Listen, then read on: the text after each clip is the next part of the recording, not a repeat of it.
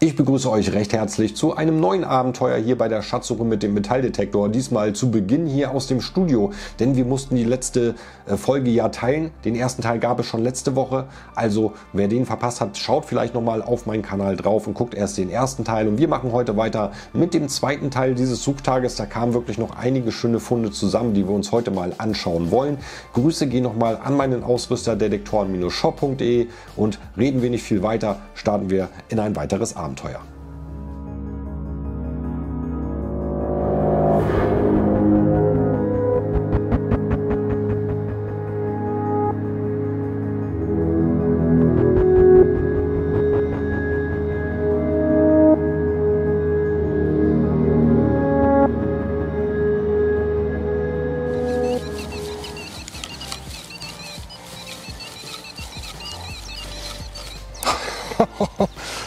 Das bläst mir total die Ohren weg. Das ist hier im 90er Bereich.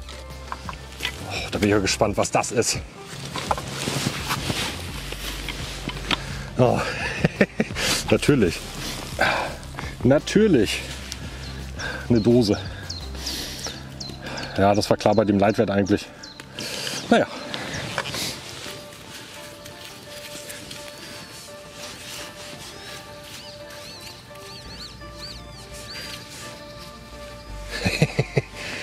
Das schwarze Wildschwein.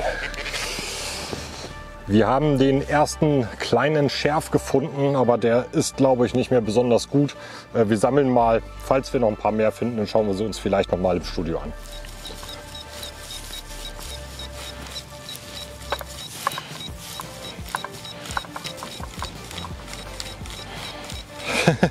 Ein 85er Signal. Schauen wir mal, was das ist.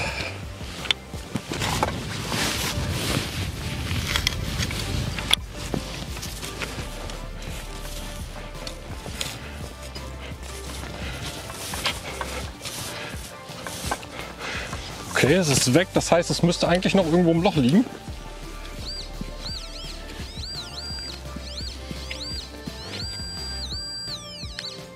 Oh, ich sehe es, glaube ich. Ja, sehr schön. Die erste dicke Musketenkugel hier. Super. Ein ganz oberflächliches 75er. Den tue ich noch nichts.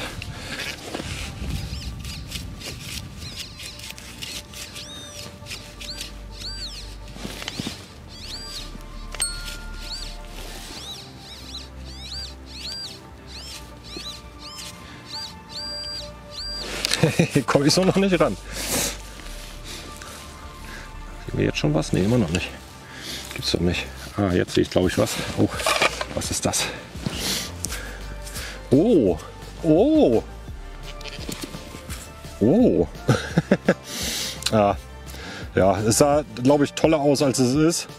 Es ist eine Bleiplombe mit der Nummer 49 drauf und hinten steht auch irgendwie was drauf auf jeden Fall. Da konnten wir die nächste Musketenkugel finden. Und wenn dich die Schatzsuche auch interessiert oder du Schatzsucher bist und neues Equipment vielleicht brauchst, dann schau mal bei detektoren-shop.de vorbei. Da gibt es den Rabattcode Waldfee10, damit sparst du 10% ab einem Bestellwert von 100 Euro. Viel Spaß beim Sparen und wir machen weiter mit der Schatzsuche. Ich hatte gerade noch eine Münze gefunden, eine Kupfermünze, die war aber sehr, sehr platt. Deshalb habe ich sie nicht gezeigt. Jetzt haben wir hier die nächste Münze im Aushub. Oh, schön. Das ist ein Pfennig. Ich meine aus dem Kaiserreich. Ja, muss ich mal sauber machen. Dann können wir uns die auch mal angucken. Schön. Da sehen wir uns im Studio wieder mit dem ersten Münzfund vom zweiten Teil dieses Suchtages. Eine schöne kleine Münze. Wir gucken mal schnell drauf. Es handelt sich um einen Pfennig aus dem Jahr 1913 aus dem Deutschen Kaiserreich. Das sagt uns die Rückseite, auf die wir auch noch mal schnell raufschauen wollen. Dort sehen wir nämlich hier den Adler des Kaiserreichs. Und dann machen wir weiter mit einem Fund, der mich so ein bisschen rätseln lässt.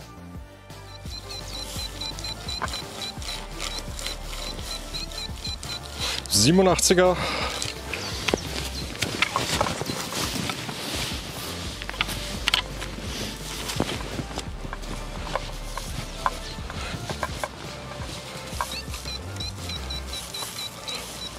Ist noch drin.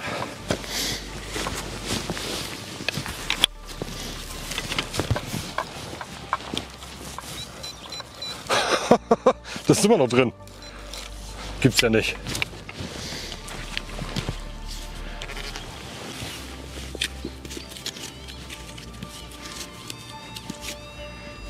Direkt mittig unten noch.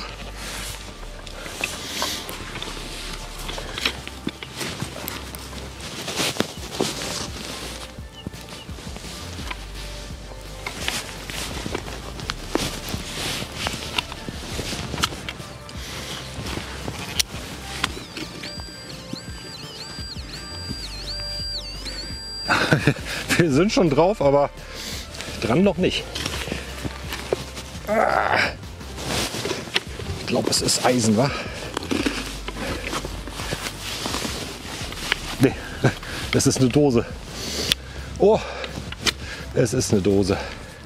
Die lag aber echt tief jetzt. 86er Signal.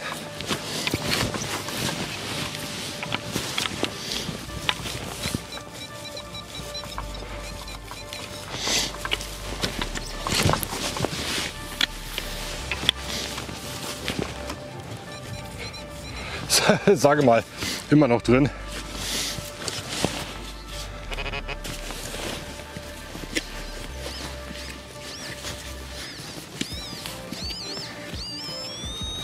Es ist echt noch weiter unten im Loch. Das gibt's ja nicht.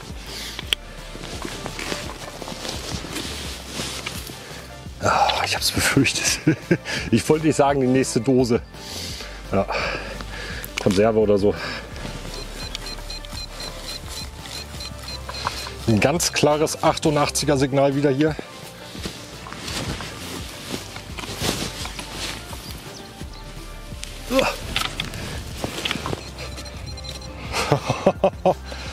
Voll drauf. Oh, was ist das? Was ist das? Alter. Was ist denn das? Das ist ein Teil von einer Schlauchleitung oder was? Komisches Stück. So mit Kerbenrillen in hohl. Aber es sieht maschinell aus auf jeden Fall. Können wir uns gleich mal im Studio angucken. Ganz komisches Teil auf jeden Fall. Vielleicht hat einer von euch eine Idee dazu. Ja, da haben wir das nächste massive große Stück gefunden und ich sah zuerst nur den oberen Teil und dachte schon so, oh, jetzt habe ich hier was aus der Bronzezeit wohl möglich oder so, aber nein, das war nicht so, es ist irgendwas Neuzeitliches. Ich weiß nicht, ob es vielleicht irgendwie ein Schlauchaufsteck-Verbindung ist oder irgendwie was, vielleicht hat einer von euch eine Idee, dann schreibt es mir doch gerne mal in die Kommentare. Auf jeden Fall ein witziger Fund, den wir hier machen konnten und dann gucke ich mal, oh, dann geht es weiter mit der nächsten Münze. Das nächste Signal, gucken wir mal, ich glaube ein 80er war es ungefähr. Ja, 80, 81.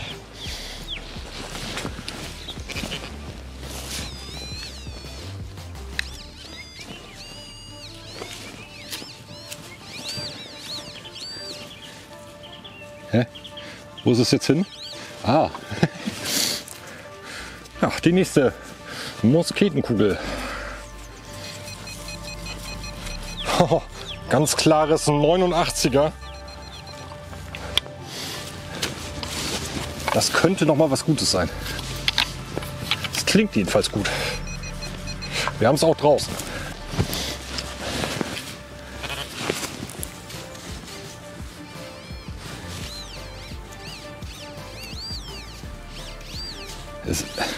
Es ist auch nicht großflächig.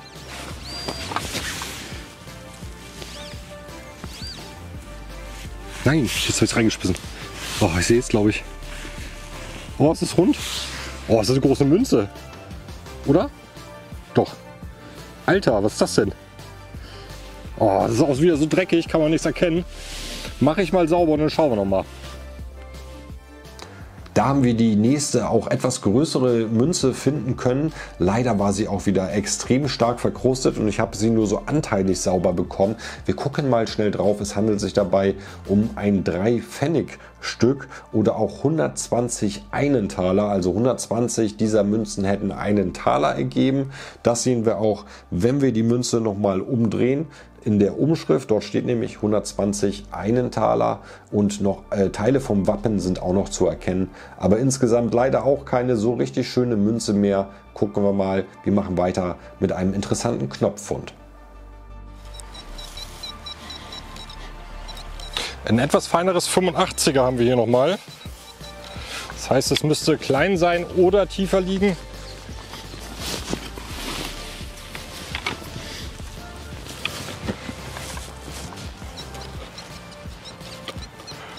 Es ist, glaube ich, auch immer noch drin.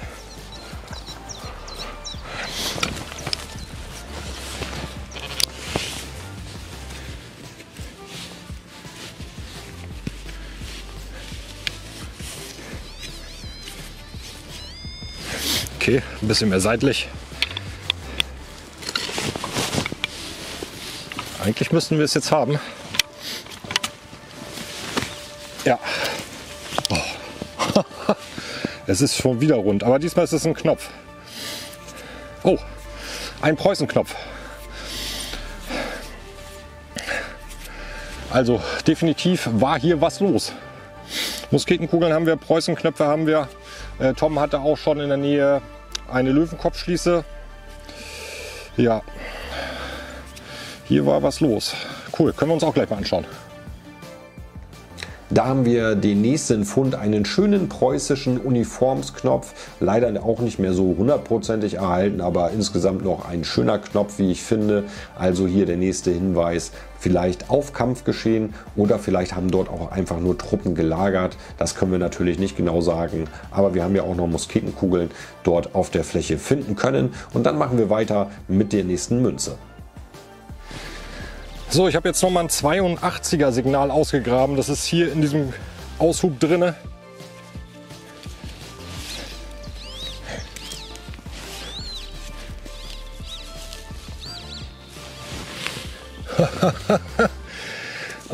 Als hätte ich es geahnt. Schön.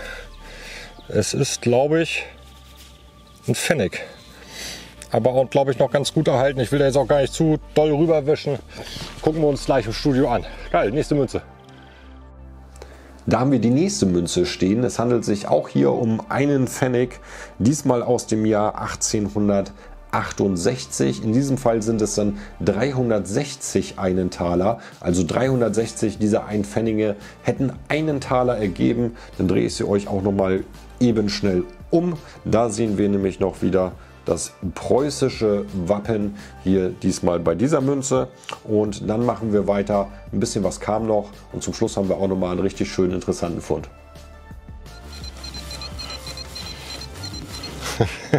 Nochmal ein klares 88er Signal. Das nehmen wir jetzt noch mal mit.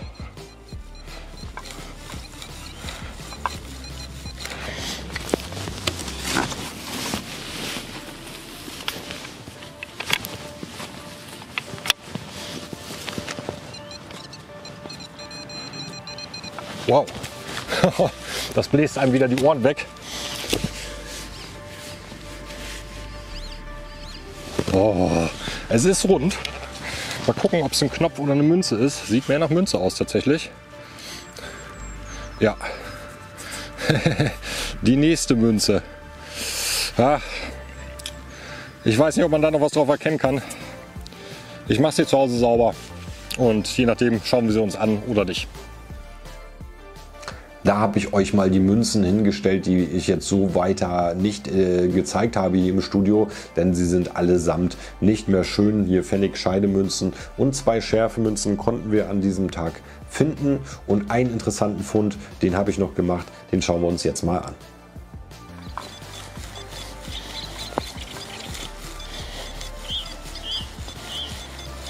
Wieder ein gutes 79er.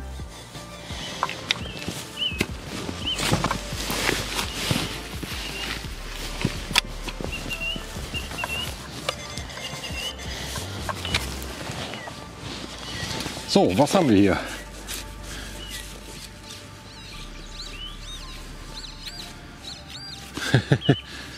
natürlich nochmal ein Stück Blei.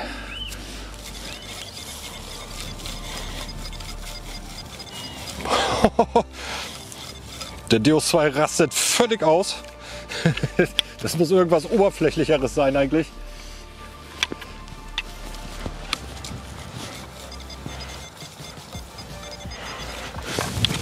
Na, schauen wir noch mal mit dem Pinpointer.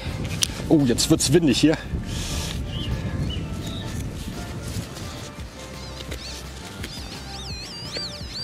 Doch gar nicht so oberflächlich, wie ich dachte.